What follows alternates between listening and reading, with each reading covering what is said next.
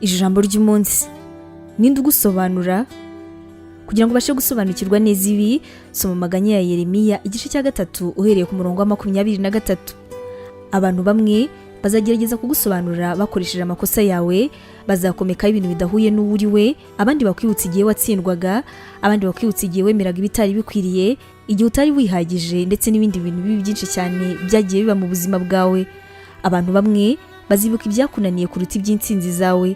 Bazakuvuga nabi batitaye ku nshuro watsinze, batitaye ku byiza wakoze, bazakuvuga batitaye ku gihe witangiye abandi, ndetse kandi bakuvuge batitaye ku gihe cyose waba warageze kuri. Iyo ukoze ikosa rimwe cyangwa se igihe uri kunyura mu bihe bibi, ntuzatungurwe nuko abantu bazavuga ngo Imana ntizamuha umugisha. Uzahura n'ibigeragezo, nyamara kandi uzatandukana n'umwashakanye. Ubucuruzi bwawe buzagwa. Uzahura n'abantu benshi cyane bakubwira amagambo nk'ayo. Aba bose wituma bagushushanya, ntabwo aribo bashyizeho igeno ryawe. Ntabwo bashobora na gato guhagarika iby'Imana yagushyiriyeho mu buzima bwawe. Umuntu wenyine, ubwe wenyine niwe ushobora kubihagarika.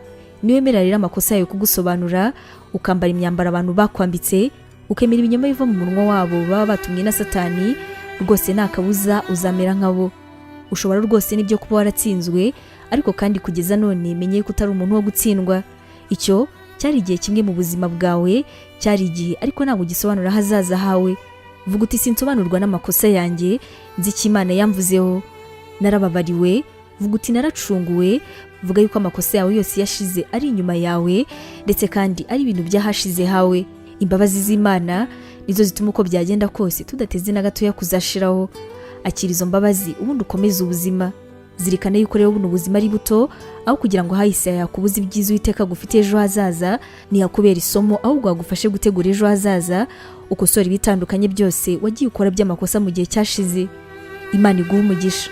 Ubutumwa mwabuteguriwe kandi mwabugezwagaho na Nibintije Evangelical Ministries International, ariyo magambo ahinnye izwi nka NIMI.